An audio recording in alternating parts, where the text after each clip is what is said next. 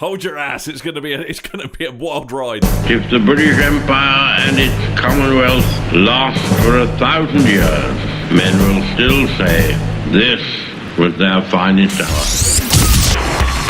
We stand for Queen, Country, and Video Games. BRB UK. Worse teeth, better accents.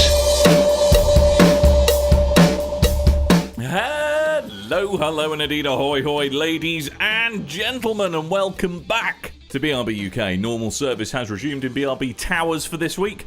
I no longer have to talk about Destiny at excruciating length with Kev. And Tim and Coleman are a thing again, which is nice, but literally a thing. They're gazing longingly into each other's eyes in person. Aww. And Tim gets to ring Coleman's bell.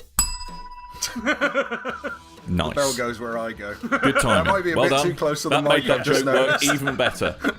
Or a bit too close to me, more importantly. Yeah, so anyway, it's episode 245, or because Tim likes to make this joke, 245. 245. Yes, the bog-offs are getting worse. Yeah, the deal's getting worse all the time. Exponentially so. Well, fractionally so. Exponential.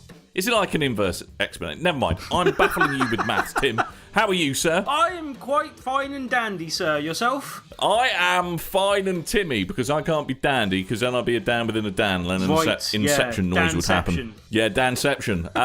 Coleman, how are you, sir? Hi! Yeah, Hi. I'm okay. Guess what, Dan? What? No more Grimoire cards in Destiny 2. What am I going to read in the darkest corners of the internet under the guise of dramatic readings now? It's alright, there's still a load of Grimoire cards I haven't read out loud into a microphone. I missed out on the whole stream, so the two things I know about Destiny 2 is no Grimoire cards, coming out on PC after consoles. Yeah. And no console will hold 60 frames per second, because it can't. Yes. And everyone's getting very salty about it. But I'm sorry, them's the breaks, ladies and gents. What I want to know is... Apparently the problem is the GPU can do it, it's just the CPUs can't pump the physics out quick enough. What I want to know is... What are they going to get majorly wrong with this release? Like, are they going to have to re-record someone else's voice that went horribly wrong the first time? Are they going to forget to put gameplay in this one? Like, well, just the whole game's missing. I'm not going to lie.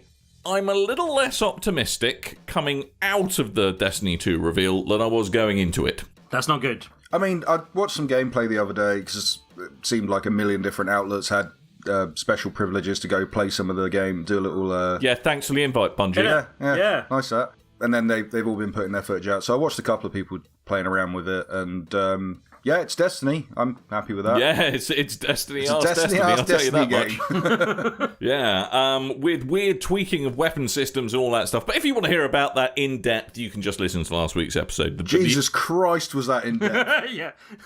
Very in depth. Yeah. One thing I want to know, I want to ask you as a question though, Dan. Like, a lot of the things that you did seem to get excited about, and you were talking about last week, were things that meant literally nothing to me as a casual fan of the game that had played it, a fair amount, but hadn't really 5 minutes seen the kind of second year content so much and hadn't delved into that too much. So, like, do you think that they'll do enough to recapture people like myself and other people that maybe didn't come to the first game at all? Well, I think that's why they're doing like a kind of a bit of a nuclear option with resetting the universe, I think, for that precise reason. Is that why they killed Bill Nye? Yeah, poor old Bill Nye. Bill. They just got a cut rate Bill Nye impersonator who hopes he can just get away with it now. Or he's just been completely splatooned into smithereens. Yeah, I was assuming it was the latter. Because they just locked that whole bit of the tower off. Maybe that's their plan. Then maybe they're planning to get someone else to come in and record it. But yeah, I think that is one of the reasons why they've kind of really hit the reset button pretty hard. Yeah.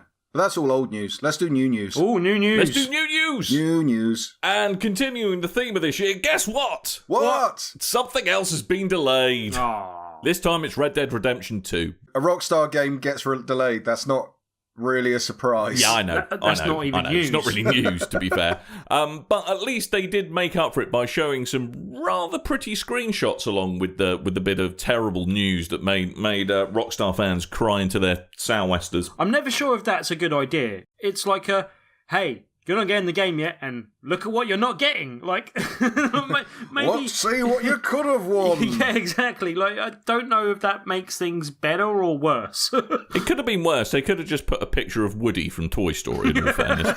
No, creepy Woody. Oh, yeah, creepy Woody. Yeah, there's some nice, pretty screenshots. There's a forest area. There's like some dudes on horseback going across the fields. And Funny that, it being the Wild West. there's a train. There's another dude on a horseback. There's some very detailed guns. Yeah. So, hey, what are you working on? Red Dead Redemption 2. Yeah, what are you working on? Imperfections in a hammerlock. Yeah. Also, badgers. Do they have badgers in the Wild West? Is that a thing? I don't know, do they? I want to know. Listeners, I require this information to be transported into my brain by next episode. I don't remember skinning any in the first one. I'm pretty sure there was badgers in America, when and where they were introduced. Because I remember doing a joke back in the day on Sarcastic Gamer, and I did a comic, and I was going to put a line of badgers in, and I didn't know whether badgers were in America or not, and I had to actually look it up. It's hedgehogs that they weirdly don't know what they are. Oh right, okay. that and fortnights just don't comprehend if you're American, apparently. Or aluminium. So anyway, Red Dead Redemption 2 has been delayed. Nobody is surprised, but everyone's still looking forward to it. Mm-hmm. So pushed back from 2017 to 2018. But that's not the only thing that has been teased. Do you know what comes after every good fourth instalment in the series? Usually a 0.5, or like they take the numbers out of the name and reboot it. No, that's that's so 2016, Coleman. That's so 2008. They actually are they're gonna follow number 4 of Far Cry with number 5 of Far Cry, or Far Cry 5.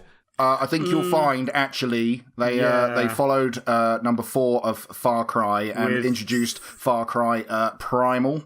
Oh, they did, didn't they? Yeah. And there was also that Blood Dragon thing, which kind of muddies the waters. Yeah, but that was in between 3 and 4. Yeah, I know. And 5 is a prime number as well. Optimus Prime. Sold. It's Far Crytimus Prime. So yeah, Far Cry 5. Yes. It's a thing, and it looks like it's taking square aim at a mad religious cult in America. Who'd have thought such things exist? Have you seen the movie Red State? No. It's Kevin Smith, like, horror film, taking basically parodying the Westboro Baptist Church, right? But going, hey, what if they're not just religious nuts, but they carry loads of guns and they'll just kill anyone for being a heathen? And then made that into a movie. Right. I'm getting that kind of vibe with this. So it's a bit like that America special of Top Gear. Yeah, pretty much.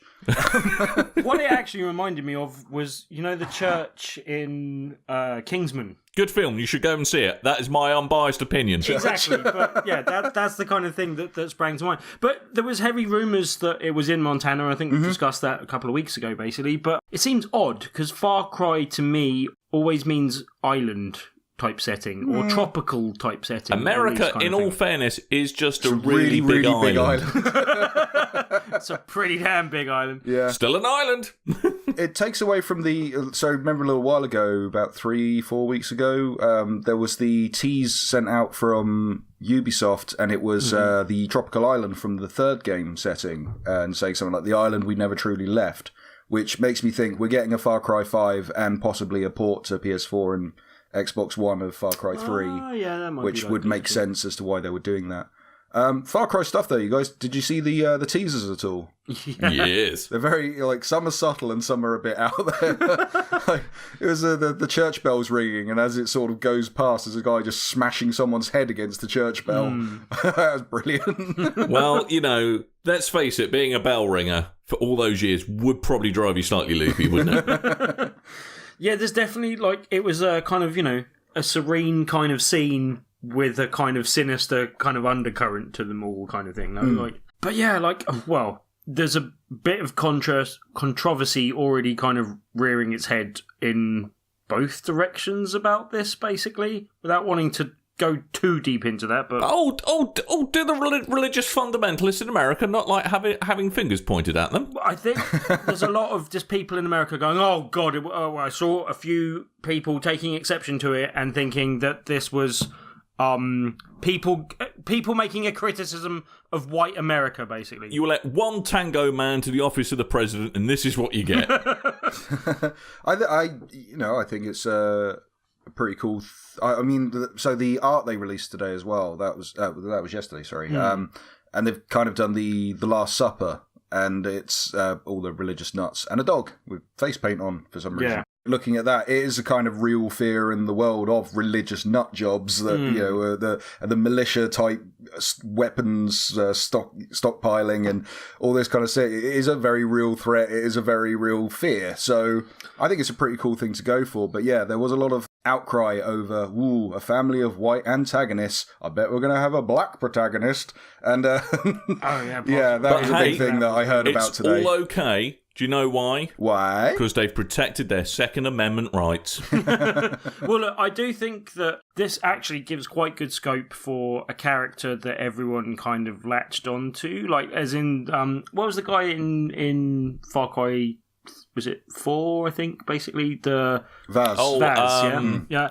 Oh, the dictator.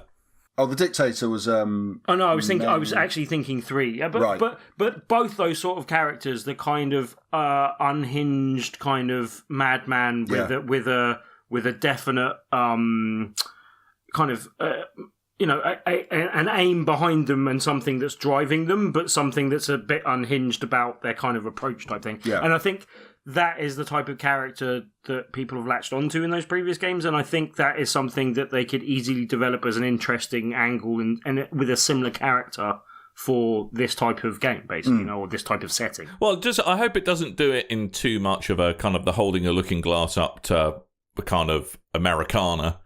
I hope it does it in at least a vaguely subtle way, rather than going, wow, religious people, huh?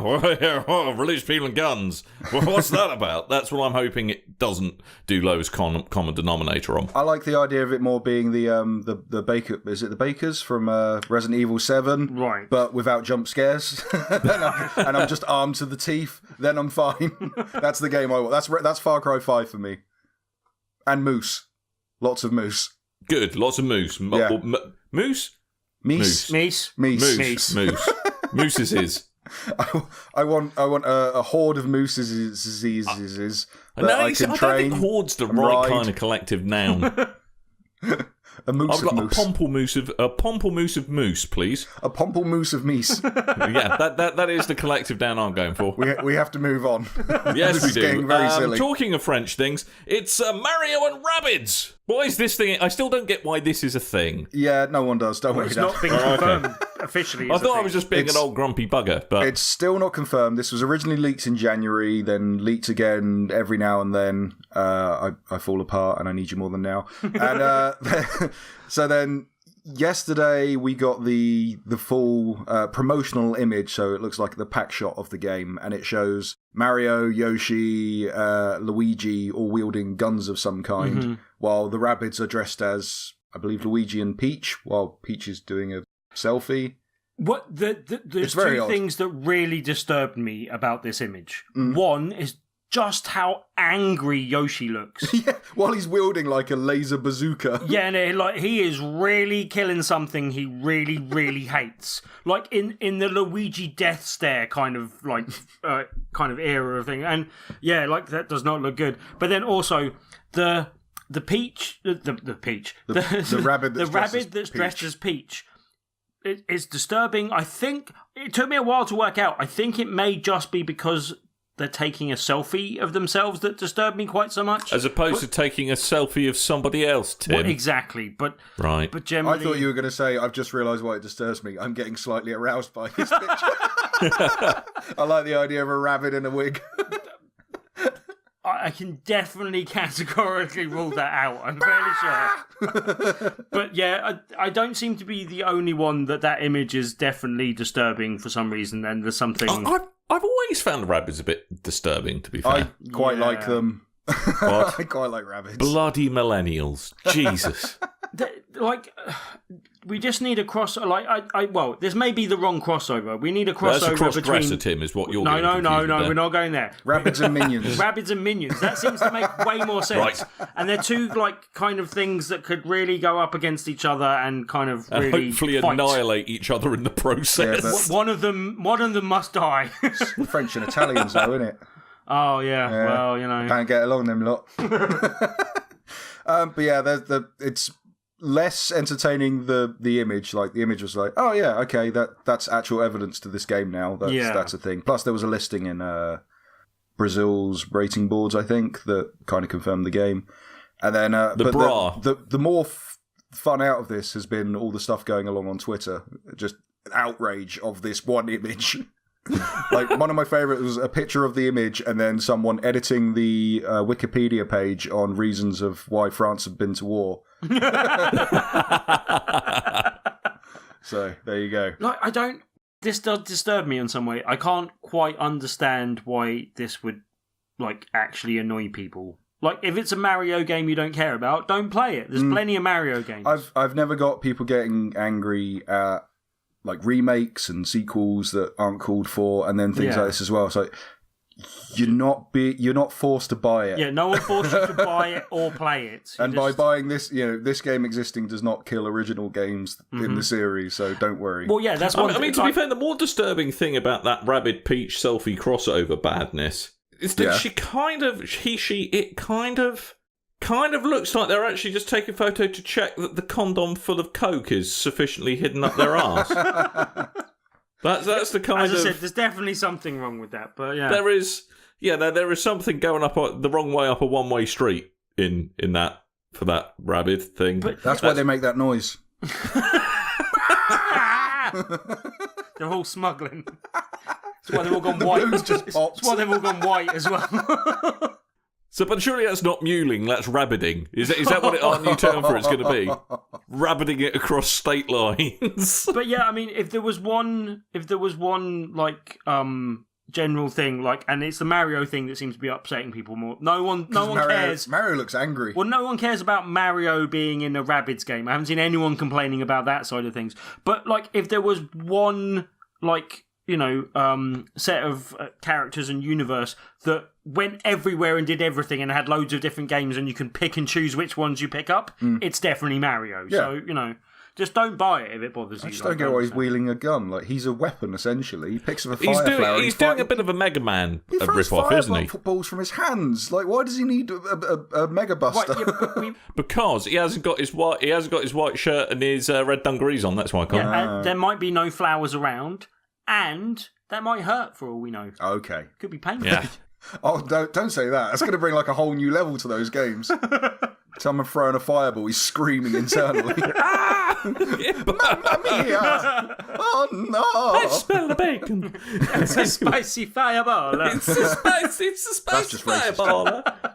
Anyway, yes. But talking of throwback things from the 80s on Nintendo consoles, Castlevania is getting an animated series. Well, I think it's already had one for a while, but it's finally coming to Western shores via Netflix. Yeah. And there's been a trailer. Yeah, did you see the trailer for it? I did see the trailer for that. And he has he come across Alucard? I don't know, has he? Who knows? I thought it was a nice little setup because they do this whole thing where there's like a red Nintendo Entertainment System cartridge that's got Castlevania on it, and then they put it in, they load it up, and it pops up with all these sort of 8-bit... Oh, just tap the mic, sorry. 8-bit versions of Netflix exclusive shows. So there was a House of Cards reference in there and something else. Yeah, I haven't seen it yet. Yeah, and then they pop on Castlevania, and then the animation, it looks very much like... I don't know if either you saw the Dante's Inferno okay. anime.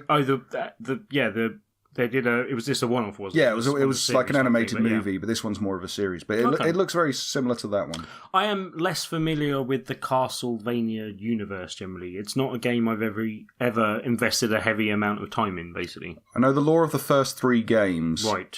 But I've never completed the second or third one. I can sum it up for you, right? Dracula. Yep. Simon Belmont. Is that right? Is it Simon Belmont? Is it Simon? Yeah, Simon Belmont. Right. The guy from Captain N, the Game Master. Simon Belmont goes to sort him out. That's it. That is the story summed up. Good. But because he's undead, he keeps coming back to life. I have a question. Yes. In modern parlance, is Castlevania a Metroidvania? No, it's a Castlevania. Well, I guess you would categorise it in this modern day. I guess. Maybe. No, you probably call it a Metroidvania Redux or something equally asinine. Why did you use the word Redux? Yeah, redux. I don't think that word's been used enough for a long while. I think it's going to come back in a big way. Redux. When the crowd say Redux. Bose. Selector. Anyway, Yes, indeed. It's your boy. Anyway, the series is out on July 7th. Yeah. Yes. Yeah. Well, Yes. It is. And stuff. Anyway, we're getting a lot of cross-media stuff in the news this week, aren't we? Yeah. Two things exactly. Yeah, 2 things out of some. That's a lot more than to usual. us. And the other bit of news is that they have finally cast Nathan Drake, the person who's going to play Nathan Drake in the Uncharted movie. And much to everybody's consternation, it's not going to be Nolan North. I don't know if I'd want Nolan North as Nathan Drake. Like, he's got it's his voice essentially, but it's he doesn't look like.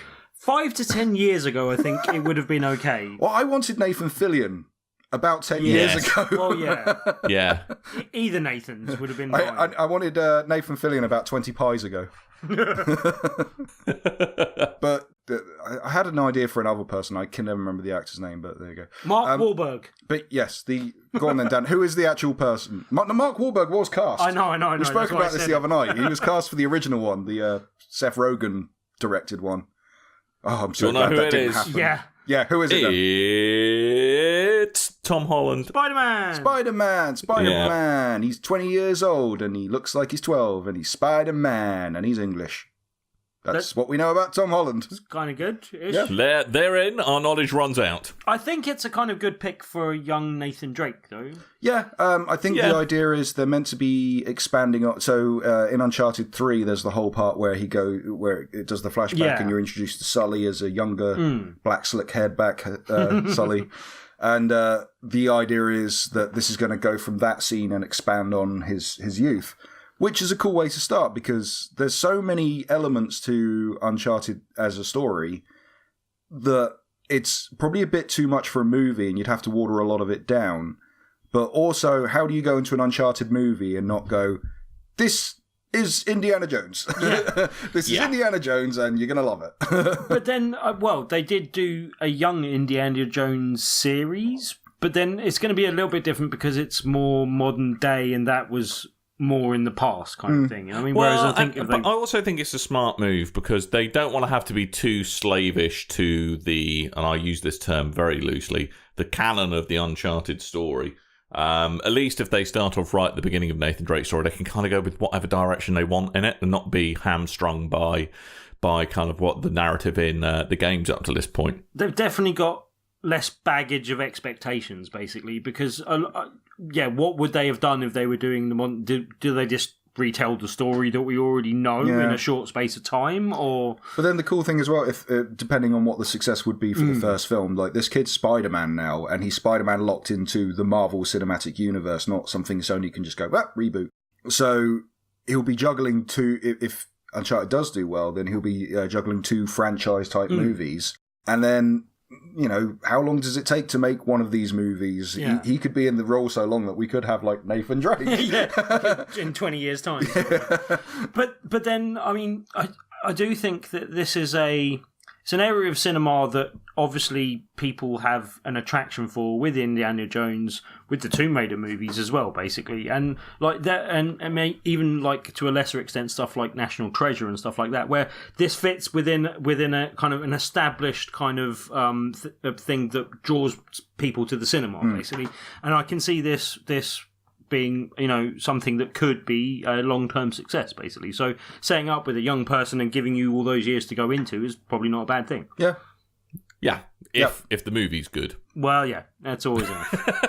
That's the thing. Yeah, here's hoping. But apparently the director saw the early screening of Spider-Man and went Homecoming and went, Tom Holland, he's our Nathan Drake. So awesome. Apparently doing something right. I think I've seen the early screening of Spider-Man Homecoming in the trailers. If you add them all together, you've essentially seen the film. Oh dear. Well, hopefully for Tom, at least one of those is a hit. I like the look of Spider-Man. I just don't see. I need to go see it in the cinema now because I've had the whole story explained to me already. I do, because as big as a fan as I am of Batman, Spider-Man was like my first superhero, so I've got to go see that film. Okay. Yes. So, but anyway, on to actual game news, because that should be a thing. Xbox's Game Pass, which is the PlayStation Now killing service where you actually get to download the games and play them locally, is finally a thing if you're an Xbox Live Gold subscriber, which, let's face it, if you're not, you're doing Xbox wrong. It's less of an Xbox Now killing service. Is it now? It's not an Xbox Now killing service. Sorry, PlayStation Now. PlayStation Now killing service, and more of like a Final Death now. Well, Yeah. also, I don't think it needs anything to kill off PlayStation Now. I think it was dead on arrival, basically. So. Mate, you were flying the flag for PlayStation Now for quite some time, buddy. For years before they came out, and as soon as they announced the pricing structure that came out, I said it would be dead in the water, and guess what happened? It was dead in the water. It's got the noose around its neck. Xbox is going to come over and kick the stool away. No, I reckon Xbox won't. It'll just go, do you want to kick it? Do you want to? Is that what you want? Not going to do it. I'm going to do it. What's that? No, not doing it. He's just going to poke it until it's really Too annoyed. scared to do it, aren't you? Just do it already. Yeah, you're going to wuss out. So basically, you get a library of 100 games for £8 a month. It's a mix of Xbox One and back compat titles, isn't it? Yeah, that's where it gets a little bit murky. I'm hoping that's like a 50-50 split, though. But right up there, straight out the gate, is Halo 5 Guardians, NBA 2K16, Mad Max, Borderlands, Bioshock franchise, Gears of War 1-3. And if you are an Xbox One owner and you're an active gold subscriber, you get a 14-day free trial starting Nice. now. Right, I'm going. Now, get to it, Timothy. I'm going to go play. Okay, bye, Tim. See you later, mate. Yeah, for anyone that didn't pick up, say, Mad Max would be my top pick off that list, because that was an underappreciated game that I think's really quite enjoyable as well, basically. So yeah, that's definitely a good pick. But I mean, some other good stuff there. I wouldn't mind actually having a look at the Bioshock stuff, which I didn't really get to play before because I didn't pick up the collection stuff. I've bought Gears of War 1-3 and haven't played them yet. So. Yeah, I need to go back through those at some point. Halo 5 Guardians, like I said, I couldn't stick with it because of my own travel sickness problems caused by that game. But if you can do more than riding a cycle without getting sick, then you should be fine with this game. NBA 2K16, was that the one with the really iffy career story mode? Joint. I'll have none of that smack talk against NBA 2K16. Is that the Spike Lee one? It's the Spike Lee joint. Oh, right? That's so bad. And isn't Justin Bieber like an unlockable character in that game? Really? Or was that 2K15? That's just wrong. Don't remember, but that's quite funny. Hey, yo, I'm here to play basketball. Why would you put like a 5'0" Smurf dude in a basketball game? Well, someone's got to go and get you some pie from the canteen, haven't they? But, I mean, looking at the list of titles, it's probably, I would say, 2/3 360 / live arcade and 1/3 Xbox One. Okay. I think that's a pretty decent balance. But you have got other stuff like, and hold on to your horses here. I don't have any horses. What do I hold? I'll hold Get these your hands donkeys. off me. I'll hold these donkeys instead. Yeah, hold them. Hold your ass, Tim. Hold your ass. It's going to be a wild ride. There's going to be Farming Simulator 15. Oh! I like that one. I actually want to play you like that one? I'll quite happily play that for free. I don't want to pay money for it, but... There's Electronic Super Live. What? Yeah, quite. No, Electronic Super Joy. Sorry, the game was so memorable I forgot what it was. There's some real random stuff in here, I'm not going to lie. Is that a bit weird? Like, how many of those Xbox 360 games of stuff they've given away on games with gold? And will this affect the stuff we got on games with gold? That's the thing. I'll be very interested to see what happens with games with gold going forward. Maybe that's something that they'll scrap going forward because it's not worth having a competing service that's going to take away from this. But I don't know about you. I keep on forgetting to turn my Xbox on and actually downloading the games with gold stuff. Yeah, so, I have to say it's been a bit of a problem. I subscribe to some kind of account on Twitter that every now and then they'll send out a tweet and go, "Reminder, this is your last day to download the X game on Xbox." So I'll whip out the old Xbox One app and then download things on my phone. But yeah, £8 a month, that's a good price for this. Yeah. I think ways you could improve this, not just like the variation of games, but which seem pretty decent by what you've got here. I think that's worth £8. Probably worth a bit more, but don't tell them. Like, ways you can improve on this is the more diverse range of games. If you are on a Games of Gold subscription, there may be some kind of discount. Even if it's like £1, then that's sort of showing a good faith to your subscribers, your current customers.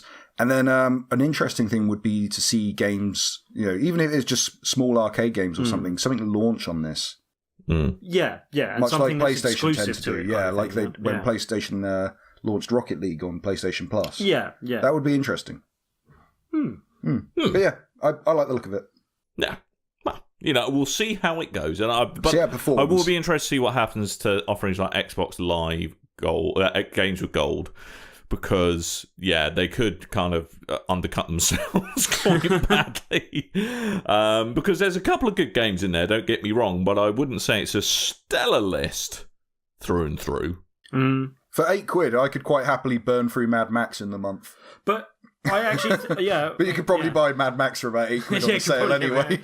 But I have to say that I think this is something that could work out very well for consumers, because there are, and without going into too many details because it is just rumours at the moment, but there are rumours that they're kind of might be rejigging PlayStation Plus a little bit, and then we might hear about that at E3. And rumours abound that like they might include PlayStation Now in that, or or there might be different tiers that you can kind of sign up to, and I think this could be really good for us because they could start, sort of slashing each other's throats and kind of making it. Jesus, Tim. Well, that was a bit too graphic. Bloodlust is flowing. But no, as in, just trying to get the best sort of service on offer so that it's a real kind of plus point for their platform over the other. And That's what we did there. I could see this being something that they use as a marketing kind of tool against the other platform, and this could mean that we get a really, really, or even two really good services out of it that end up sort of, undercutting the price of second-hand games a bit as well, which I think might be part of the reason they're doing this as well. Corporate subterfuge that Sony could do to Microsoft would be to get an insider in the human resources hiring team and bring back Don Matrick. that would be the ultimate killer blow to Xbox. Excellent. So yes, there we go. And but it's not just the Game Pass that Microsoft's been touting with kind of online gaming. They're trying, as everyone seems to be these days. They've got their own Twitch rival, which was called Beam, which they bought off company, but they've now renamed it Mixer. And this is one named thing after Sir Mix-a-Lot. What? Named after Sir Mix-a-Lot. No. Yeah, he loves big butts and he cannot lie. He does. You other brothers can't no other deny. brothers can deny that. But Coleman, I'm far too white to say that. Far too white and middle class. The USP of this, and this might be really good come Extra Life, is that it will sync up streams of you and your mates playing the same game and present it as one unified feed with a unified chat room. Yeah. So for Extra Life, that could be really cool. Oh, so people could hop around between different camera perspectives almost. Well, the screenshot I saw earlier was four screens on one screen, sort of. Yeah. Oh, okay. And you hop between volumes, and all the chats are integrated. Okay. So if it was like me, you, Coleman, and Dearmed in GTA 5, which we'll have on the PS4. Let's imagine we live in a bizarro world where we have it on the Xbox. You could do that. And that sounds quite cool. The Mixer service is apparently live on PC now, right. And it's going to be coming to Xbox insiders in the next couple of weeks, and then everyone presumably sometime in the autumn. So keep your eyes peeled. Sounds like it could be quite cool, especially for Extra Life. That's something I could make some from. I have to say though, Beam was a bad name. Mixer isn't much better. Right. What would you name it? I thought Mixer sounded a bit like a slightly dodgy online dating service. Yeah, that's pretty. For DJs or something. Damn it. That means Microsoft has a name that I could have used on a dating site. Grindr for DJs. Yo, it's your boy. I'll just take Mix R. Mix R. Yeah. Mixer. So anyway, we'll see what that's like. What that is like. I'll have a little fiddle with it on the PC. And see Bet you will. A little I'll flipping will, mate. Mate, I'm gonna be nuts deep in that mixer. I tell you. Nuts deep.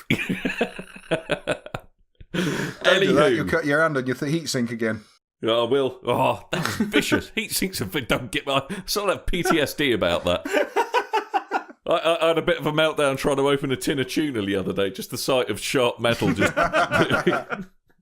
Curling a ball on the floor while Hobnob's like, feed me, human. Feed me, human. Feed me, slave. But anyway, stuff we done play, because that's all the news. I haven't played a great deal. I'm still sinking time into being a member of the PC Master Race. Although I did play some Destiny, which was nice. Kev was like, he's like, yeah, mate, you're not going to like 30 frames a second, mate. He goes, yeah, sure, you're not going to like it. I actually can still quite happily game at 30 frames a second. 60's nice, but 30's okay. Have you still been playing? And I've sunk a bit of time into playing Gwent, everyone's favourite county. Ooh. Because the public beta for Gwent is live on Xbox One, PlayStation 4, and Good Old Games, or GOG.com. GOG, bit of goggage. And yeah, just been having a little noodle around in that today. They've kind of tweaked it a bit for kind of more competitive play, but it seems to have kind of the bones of something. But I haven't really kind of sunk enough time into it to be absolutely sure that it's, a worthy thing to stand on its own 2 feet rather than, essentially an extra mode in another game that's there as a bit of an afterthought. I have heard good things in general, though. Yeah, I mean, they've done it very sensibly, and it doesn't take itself too seriously. I mean, it's not quite as quirky as Hearthstone, but they don't kind of really have the kind of the backstory, the kind of comedy backstory that a lot of kind of Blizzard has built up around its own franchises. But it seems good fun. It's a bit different to what you've played in Witcher 3. There's some different kind of modifiers on cards, different tactics. They've switched up some of the card descriptions quite a bit, but yeah, good fun. It's still got the base kind of 3 lanes? Yeah, it's kind of like the three rows. So you've got like your siege machines at the back, your archers in the middle, and your melee fighters at the front. And you've got 10 cards to last you up to 3 rounds. You now get to draw an extra card at the beginning of every round as well. Oh, okay. And it's still got the kind of weather conditions that kind of can knock out one of those rows, basically, and stuff like that. Yeah, exactly. And it's all about, knowing when to fold. Yeah. I mean, the AI doesn't seem that smart, to be fair. I haven't played against humans yet, but the AI just basically throws everything at you in the first round. So you just go, all right, you've got 2 cards left, so I'm gonna quit now. Yep. Then I'm just going to absolutely rinse you in the last round. I found out something quite interesting about the whole Gwent beta. It's near Wales, apparently. If you're one of the early testers, I don't know what level of, if it's alpha or beta, that you had to be a player, but you get a free copy of The Witcher 2. Yes. I got a free copy of Witcher 1. Ooh, okay. Witcher, the original Witcher Enhanced Edition. Ooh. Oh, I have that. So if you sign up to that via the link on GOG.com, you do get the free things. Okay, cool. I think that's like my 3rd copy of the Enhanced Edition of Witcher, to be fair. Yeah, the Enhanced Edition's a cool one, because you've got all the added stuff, but then you've got all the community stuff that CD Projekt basically went, oh, this is brilliant. Yeah, we're going to make that canon now. It's all part of the game. Yeah. And we're going to pay you for it. We're going to release it in the actual boxed game. But no, it's all good. So yeah, no doubt, fun and games to be had. And there's all kinds of silliness for the Bank Holiday and Memorial Day weekend coming up. So I think Overwatch has got a free-to-play weekend. Fallout 4 randomly has a free-to-play weekend on Steam. Ooh. Yeah, so lots of stuff happening to keep you entertained as you look wistfully out the window and wondering why all the good weather went away come Friday. Yes, but anyway, what have you chaps been playing? I think Tim should start, because he's got the funniest named game. Okay. I've been playing with my Dick Wilde.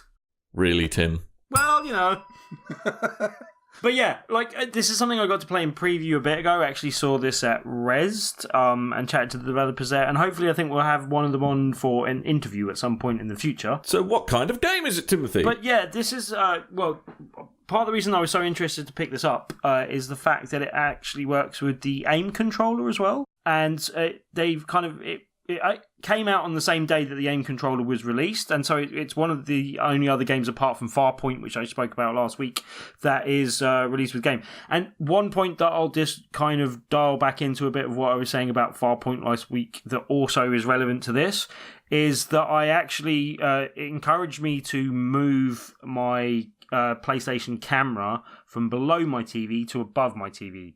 And I haven't tried it out too much with the games I was previously playing sat down, but all the games that I was previously, where it was kind of best to stand up, which for the purpose of what we're doing, basically Farpoint, Dick Wilde, but also Batman, which we've had a little Batman.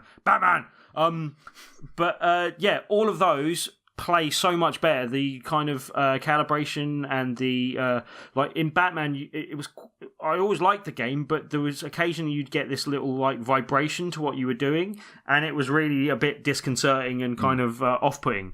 But all of those things have been literally so much better with the camera above the TV as well. Well, I think you'll find that's actually just simple trigonometry, Timothy. If you think about how cameras work, that makes a lot of sense putting it above. They say that it's good if you can have it at roughly the height that you're bringing the aim controller up to your eye level type of thing. And that's an ideal height to have the camera. And I think mine's slightly higher than that now, but even with that, it's still pretty good, basically. And yeah, just in Dick Wilde, they kind of went in, and this was a game that had previously been released on, I think, both Vive and Oculus. I know it's definitely on Vive. But yeah, they kind of updated it for the PSR, or the aim controller release, and kind of amended all the weapons. Whereas in the original release of the game, and still with this, you can still go in and actually play it with move controllers, which we messed around with a little bit as well. But originally you had a set of dual wielding pistols you could use, and then in this version of the game, you've got like a homemade pistol rifle thing that's, I would say, not quite as useful as the two individual pistols, but is more powerful than either one of them, basically. And yeah, they mixed up a lot of those things. Like there was two nail guns that you can use, and there's like a big nail gun rifle, basically, in this version as well. And the whole thing is kind of presented in a kind of swamp hillbilly kind of silly, very silly, and not taking itself at all seriously. It's like white trash down by the bayou. Yeah. And there's lots of like silly one-liner references to like pop culture type things. Is it the prequel to Far Cry 5? Yeah, yes, quite well exactly be. what it is. And basically, I think my favourite one of the lines, just to possibly ruin this for you, but I'll throw it out there just because it is so good, is that I've come here to chew gum and kick ass, and I'm all out of ass, which I quite liked. But there's just like lots of silly little references like that. Some of the audio lines do get very repetitive over time, but generally I quite like the level of humour that it's gone in with and stuff like that. The one thing I will say is it's a kind of, and I can't remember what they kind of call it, but it's you're standing still and shooting things, wave the things that are coming at you type of thing. I can't remember what they call that. It's essentially like Time Crisis. Not quite like Time Crisis, because you're not actually... Time Crisis is more on rails moves towards you. Yeah, This is right. you're standing in one spot and you have to aim and shoot things coming towards you rather than moving around. And there has been... Stephen Hawking, the shoot 'em up. It's kind of like having an arcade machine in your house. Right. Yeah, and like having, the kind of... the old ones where you used to have the kind of guns and the Operation Wolf? that sort of thing. But I'm thinking more of the ones with the kind of rifles where you go like hunting for like dinosaurs or different bits and bobs like that kind of thing. It reminds me of that type of thing. But yeah, like it's something that I've seen kind of criticism that there are too many VR games in this sort of genre, and I don't think that's something that can be quite as easily leveled at PSVR at the moment because there hasn't been that many of them. I know there are more on the way. I think Arizona Sunshine is a similar type of thing. That's another one I'm looking forward to with kind of this with zombies. But I think the criticism stems more from just by you playing this, I've rattled off about 5 different games that are similar to this because they're all on the Vive. Because the Vive is 360 view with 2 motion controllers. there are going to be a lot of games in that kind of ilk that will transfer well to the PlayStation VR. Yeah. But those types of games on Vive are a dime a dozen. So when someone sees that and goes, yeah, there's so many of these on VR, it's probably more towards the Vive market they're talking. Yeah, exactly. And then plus all the people that have had like Oculus Rifts and DK units and so many tech demos that these have stemmed from.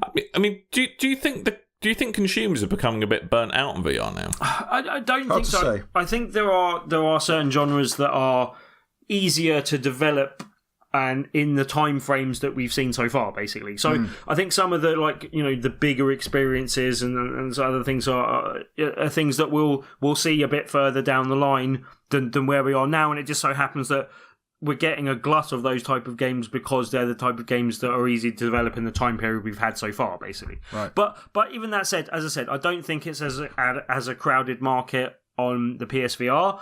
And this is like, as I said, it really doesn't take itself very seriously. You've got like waves of like crocodiles and like birds that basically crap in your eyes so that you can't see, and like dragonflies that spit stuff at you, and just kind of a range of like creatures that are attacking you, basically. And after each wave, you either get the choice to kind of either pick up some health and kind of refresh your health a little bit, or you can pick up another kind of weapon that kind of aids you in doing stuff. There's like mines that kind of populate the area randomly in front of you with like mines in the water, so it blows up some of the stuff, or you can get some help with some of the birds and stop them crapping in your face so much by like getting some like they're like firework rockets that shoot up and shoot them off and stuff like that. Surely goggles would be the easiest solution to that particular problem. But there's also, and it's weird because when you don't play with the aim controller, you get some of the weapons that are actually possibly more favourable. I actually preferred using the nail guns with the move controllers than a lot of the other weapons with the aim controller,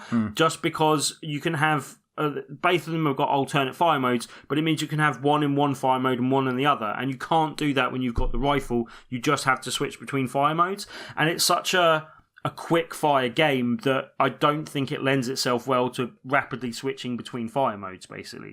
It's really enjoyable, and like as I said, the humour hits well for me. It doesn't take itself too seriously. The one thing I'd say though is it's really hard. It's very difficult. It seems like taking that momentum of by getting this gun and getting this headset, you've now got an arcade machine in your house. It's also got that mentality of, right, we need to take all your coins off you. Except no one's told them they've actually already taken your money. Exactly, because like the controller's £75 with a game, isn't it? Well, yeah. And then the headset is $350. But yeah, I mean, if you've already picked up both of those things and you already have an aim controller because you've picked up Farpoint, I definitely advise picking up Dick Wilde, because it's a very different game to Farpoint, and it kind of it plays off it nicely as well. Like, whereas Farpoint is quite very serious and you've got space spiders jumping in your face and it's all a bit hectic. This is on a slightly less grand scale, but it plays well nicely alongside it, basically, as well. And it just means that you've got something a bit sillier to jump into and still mess around with the aim controller and have fun, basically. As I said, other than it being quite hard, like to the point where I'd say the hard levels are almost unfun because like they're so Yeah. challenging, and there's a hardcore level above that. We haven't, like, even through playing, like myself, Coleman, and Alex playing quite a bit, we still haven't locked any of the hardcore levels, and I don't even know how they get unlocked. I presume you have to do better than we've managed so far in the hard modes, basically. But yeah, like the other thing is, like, playing through, there's only like 3 different areas, and playing through them again and again can get a little repetitive. Like, they tend to like mix up where the actual enemies are coming from and where they kind of originate and how they attack you, but it's always the same set of enemies in a similar sort of order, basically. Yeah. But yeah, as I said, it's really fun, really enjoyable, and if you've got you already got the aim controller, I think it's a no-brainer to pick it up as well, basically. So yeah. So how much does it cost? I got a review copy, I must think, but I think it was the like £12 to £15 mark, that sort of thing, and anything around that sort of mark, it's definitely worth picking up, basically. Yeah.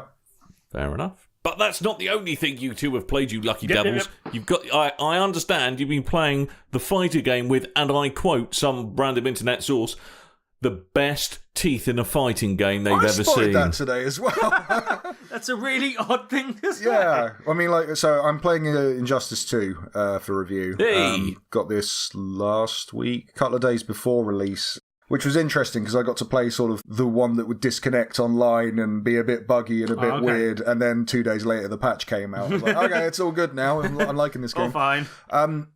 Injustice Gods Among Us, which came out in 2013. It got a re-release on Xbox One and PlayStation 4, I think, on PC as well. I'm not 100% on that, though. This is the idea of taking the DC universe, a separate universe to any of the comics or the movies or stuff, but takes a lot of... DCU! Takes similar cues to that of the comics as we know them. And there's a whole event that happened in the previous game where the Joker, who's now bored of picking on Batman, he's now going for Superman because he feels that's a harder challenge to try and break the Man of Steel. Why not? And through a combination of fear toxin and kryptonite, causes Superman to think that Doomsday is attacking him, grabs him by the throat, flies him off into space, and then when the gas wears off, realises he's killed his pregnant wife, Lois Lane. Very dark. It's an incredibly dark storyline. And the best bit is, there is her heart rate is rigged to a monitor that is rigged to a atomic bomb detonator that destroys Metropolis. So not only has he killed his wife, his unborn child, but also the entire city he lives in.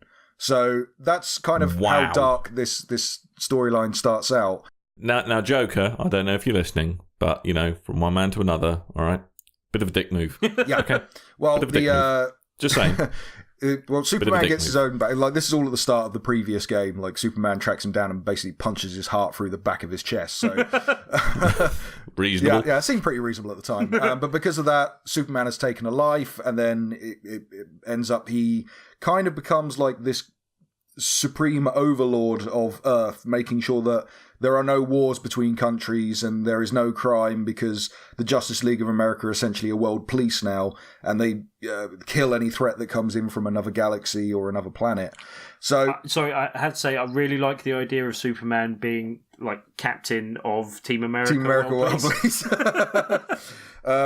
So the way that that whole story kind of you see this whole thing unfold, and then it jumps into the actual story of that version of Superman isn't on board with Batman isn't on board with what Superman's doing, so he brings in superheroes from a different universe where all this hasn't happened, but that seems to be the only key factor into their universes. So they come over and they stop Superman and take him to prison, essentially. There's a special prison with red sunlight that stops him. It dampens his powers, yeah. Super prison. So, following that, Injustice 2 starts off.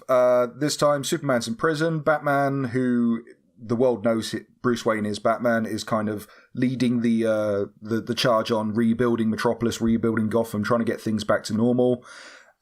Several of the previous supervillains that joined the regime of the previous game have kind of gone into hiding or exile, and then they're like the Flash is working some kind of community service type thing, and he's not allowed to be the Flash anymore, that sort of thing. Hal Jordan, who was the Green Lantern, became the Yellow Lantern, and then got sent back to Oa to go through trials or whatever to become the Green Lantern again. All that stuff's pretty cool and interesting. The other thing is, at the same time, there's a new super faction that's being built with the likes of Gorilla Grodd, Catwoman, Bane, and Deadshot, and Cheetah. Yeah, they're forming their own faction, and they're trying to... I don't know what they're trying to do, really. They're just like, oh, we're all together, and we've got a load of apes on our side. And what it is, right, it's a coalition where they all really like cold drinks, and it's called the Just Ice League instead. But I thank you. They've got some kind of mysterious leader above them who it's hinted at is Trump. It's Donald Trump, exactly that. Yep. Or Brainiac, as he's known. Oh, right. No, that's not who I labelled Trump as. Yeah, that's all in the trailers. But then meanwhile... what would Donald Trump's superhero name be? Tangerino. You know when you've been tangled. Anyway, meanwhile, while this is all going on, Supergirl has appeared on Earth. She's a bit late. She's missed all this kind of stuff. And she's Supergirl. And she's being looked after by Black Adam and Wonder Woman, who are in hiding because they were part of the regime originally. And they're all kind of planning to break Superman out. And that's how the game starts. The story's really good. I really liked when the first game was coming out. I didn't really show any interest in it's Mortal Kombat with DC characters. That means there's no fatalities. But then they put so much money into advertising that you couldn't really help but take notice. And then after trying the story, I was completely sold on it. And the same was round about this time. I saw Injustice 2 was coming out. I thought, this is going to be a great story. And it is a really good story. However, it feels a lot shorter than the previous game. Whereas the previous game, it felt like it ran me through about a good 8-10 hours. This one felt more like 4 or 5 hours. Okay. And, let's not forget that, you're talking about the story in a fighting game here. There's not many fighting games with a story like this. Like, a lot of fighting games tend to go with storyboards rather than full motion video voice act. Brilliant voice acting cast as well, which I spoke about before with the mobile game. But yeah, I'm really enjoying it. And when you get to the end, because the whole kind of thing they're touting about Injustice 2 is the upgrade system. You can unlock various items of armor or weapons or things or special abilities to customize your characters with. So when you finish the story, and I had no kind of interest in doing that because none of that is relevant in the story whatsoever. But by the time you come out of the story, it's like, you've got all this armor and stuff you've unlocked by playing this story. And I was like, well, now I want to upgrade all my stuff. Now I want to go play online. And this is the first time like a game has forced me to play online by being so damn appealing. So now I want to do more online stuff with it. It's an interesting, the way of doing all the upgrades, you unlock various versions of mother boxes, which are essentially loot boxes in this world. With different tiers like bronze, silver, gold, platinum, diamond. And it's kind of hit and miss what you get. It's all random. I think you can buy some kind of currency through microtransactions to allow you to buy more of those, which I'm not happy about. Or buy alternative costumes like Reverse Flash or Jon Stewart, those kind of characters. And I'm not a big fan of microtransactions, but it does seem like it's something, there's enough there for you to want to keep playing, to unlock more currency, to unlock more boxes. Plus, there's also it's like a multiverse type mode where it's a take on the Mortal Kombat Towers thing. Okay. But you go to a completely different universe and there'll be all these different towers with different level requirements or how many enemies on there.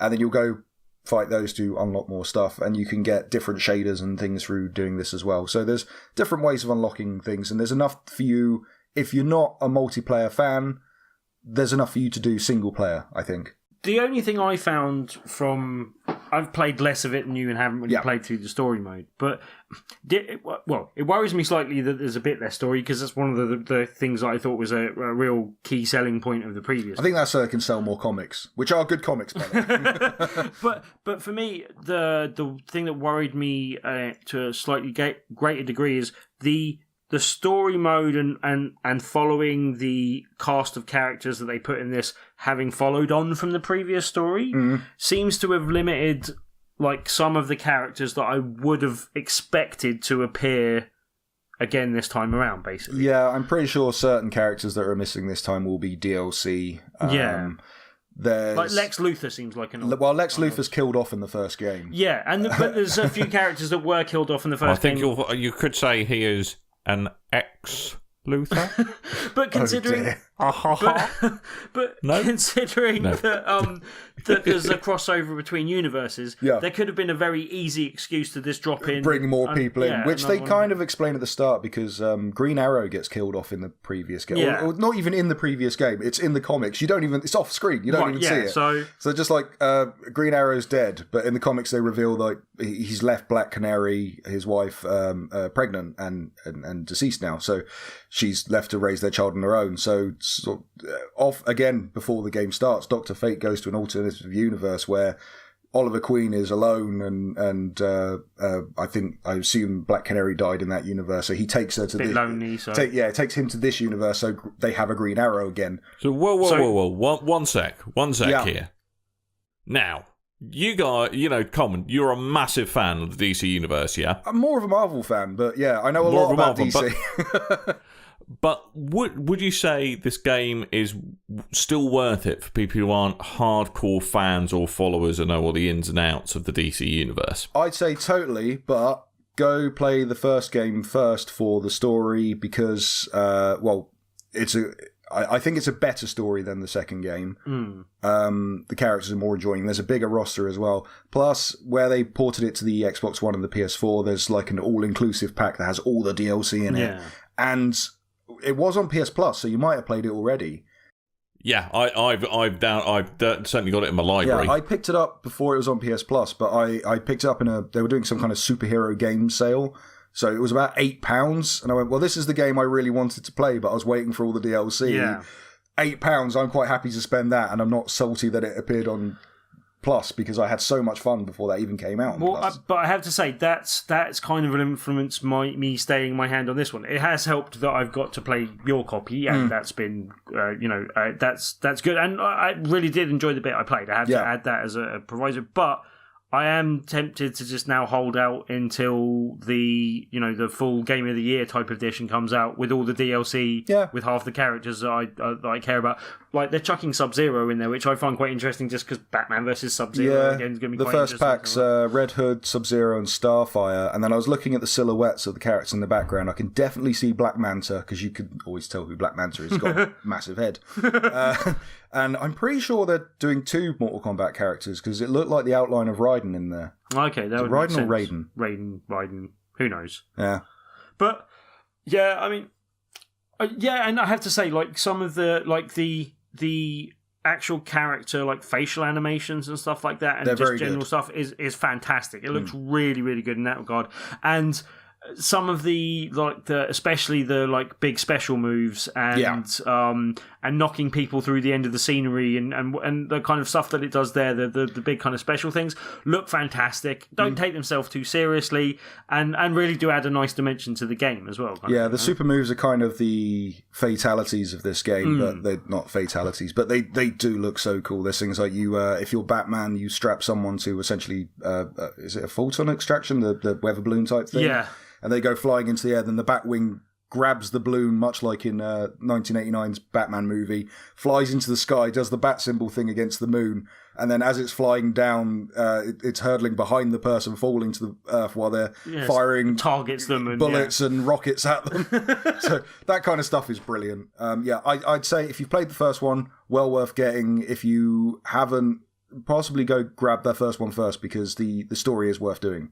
And just a question. I have a question. Who is your favourite character right now as well? It's going to be 3. It's Batman, Green Arrow, and the Flash. Okay, well, that's different. I had 2 in mind from what I've played so far. I would say Supergirl was very good, and Harley Quinn. Harley Quinn was very good. Harley Quinn's very good. Yeah, she's much better than the previous one, and she's got hyenas. Don't like Joker as much as in the previous game. No, they made him look all weird and hot topic-y. Yeah. He looks very emo. Anyway. Yeah, Dan wants to end. Anyway. This could go on for some time, I've got a feeling. And much though I love talking about the video games and the comic books as is, it is frankly as hot as the inside of the sun in the room that I'm recording in, and could really do with not falling over. So we're going to bring proceedings to a bit of a close, but not before we remind you that Tuesday is Tuesday. Well, yeah, that's a good thing to do. And last week was an absolutely phenomenal week. We had a really good game and really nice people, and really, really good atmosphere. Like, I had over 80 people, and Coleman and I got to play a game, an actual first-person shooter board game sausage that I've been recommending to you as well, Dan. Hang on. Adrenaline. Hide the Frankfurter is not a fun family game. Onitama was our feature game last week, and that went down really well. Everyone had really good feedback with that. And this week's feature game is a little game called Raise Your Goblets, which is a silly party game about poisoning people around the table and trying not to get poisoned yourself, basically. Can you develop a resistance to iocane powder? Possibly. Excellent. Inconceivable. but it looks really, really good fun, and kind of the silly type of game that I think will go down well while drinking in a bar as well. Although, don't mix cups. Don't mix your poison cup with your beer. Like, don't do that. But if anyone doesn't know, if you come along and play the feature game on a Tuesday evening, a Tabletop Tuesday, then you can possibly win a copy of the feature game to go home with. And always a new game every week, ever expanding collection of games, and you can win a game just by coming along and playing it for free on a Tuesday. So join us at Loading Bar in Dalston on Tuesday every week. but this week particularly... 30th of May. 30th of May. Well there done. you go. Sounds bloody splendid. Yeah.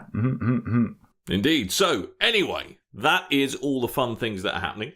And we've been very, very fortunate to have some lovely people leave us some iTunes reviews. The first of which is Lord Vladimir from the Netherlands, or Tidge, as he otherwise as he likes to be known Vladdy as. Tidge.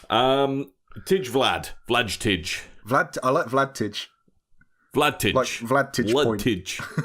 Yeah. So he has written a lovely review for us, giving us 5 stars, and and particularly calls out the great editing. Well done, Coleman.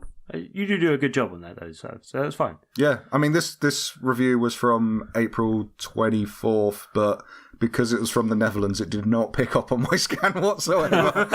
I did not think we were getting a review from the Netherlands, so cheers, Tidge. Yeah, thank you very much. Yeah, and thanks for the kind words about editing. Previous show, especially. I thought... Of course, it's all gone to shit since April the 25th, I thought last week, I thought I'd set you guys up with enough stuff, and I was expecting to go over. I was thinking like an hour and a half, hour 20 minutes maybe, You got 2 1-hour shows. Oh my God. The whole podcast, like, the best bit is the audio comes in at 2:15. The finished product comes out at 2:30.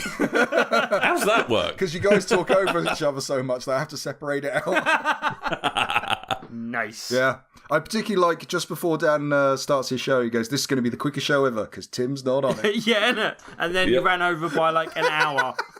Yeah, I did that a little bit. But Coleman, I think you should read this second iTunes review. All right, it's entitled, Woo! From Rolo Savage in the US of A. It says, "Hello from America. Love the show, guys. I just hope Dan doesn't hate me as much as he hates that American Robert Red Daniels from COD WW2. We don't hate Americans. Call of Duty World War II. No, I love the Americans. Yeah. Mostly, yeah. Mostly. Questionable not president, Trump, but yeah. generally nice people. Most of the people. Also, I gave you a 5-star review, so Coleman has to Ric Flair chop Tim in the chest with a woo. Wow. Woo! Oh! That'll burst a blood vessel, that. You don't have to do it quite so hard, Coleman. And yet, even though this is an audio podcast, you're still wearing a highly questionable pair of black swimming trunks and nothing else but, you Coleman? Well, have you seen Ric Flair's entrance get up? He's got the whole big gown with all the feathers over it and stuff. That's essentially what I wear on a daily basis. Fair enough. So, from the forums, I would also like to say thank you to Stingo, Stealthy Joe, and Rig Cully's Hat. You read Stingo completely wrong, Dan. Sorry, Stingo? Stingo! There you go. A Stingo ate my baby. Is that better? Yeah, that's better. All right. And from Twitter, I'd also like to thank Mr. Spencer H. and Mr. Mark Fawcett. I hope I pronounced his name right, because he's been really nice about it. He has been very nice. He also said something on Facebook, but you only get the one shout out, I think. No, you can shout him out on Facebook. Enough. I don't want to. Go on. Just one other thing before we get the hell out of here as well. I will be at MCM this weekend, covering things for the Big Red Barrel. So if you're around at all and want to say hello, give me a shout on Twitter at BRBTim, and I'll see about coming along and saying hello. Also at UK Games Expo the week after as well, basically. Nice. Splendid. Now, there is one thing that I should mention, and I hate to end the show on a somber note, but obviously it's been a week that's sucked for the UK. There's no two ways about it, and I just wanted to say to everybody in Manchester who listens, I hope you're all right. We're all very sorry, but we thought rather than start the show on a downer, you kind of want us to carry on, because let's face it, that's the only way to deal with these dickheads, isn't it? You carry on. Life goes on. Yeah, I'd also like to say that possibly, and without getting too disparaging about and going down other paths, but it's possibly the only time in my life I've ever been jealous of not being a Mancunian.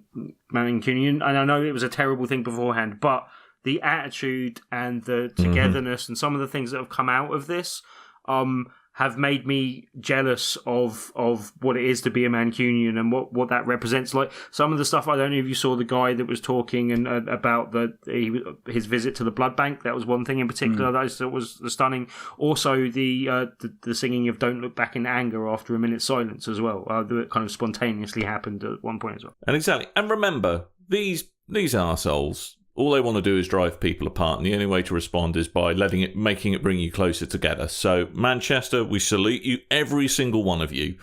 And, obviously, it's a terrible thing that happened. We hope that everybody's okay. But good on you, Manchester. Yeah, and lots of London love heading your way. We're obviously a bit more of a London-focused podcast, but we do call ourselves UK, and we Not do anymore. like to. I'm in Slough. That's true. But we do like to kind of, think that we are representing the country a little bit at times, but also, just sending love your way from our direction, peoples.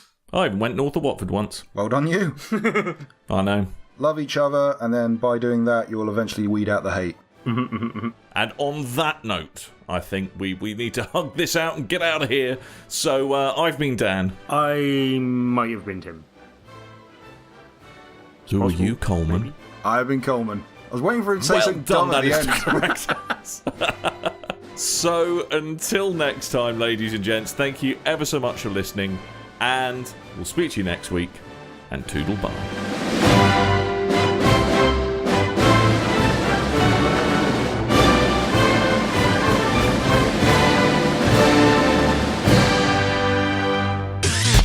You and your ears are quite welcome for the podcasting goodness that you just heard. Why not roll on over to BigRedBarel.com for more podcasts, news, reviews, and videos from the biggest, reddest site on the internet, BigRedBarel.com.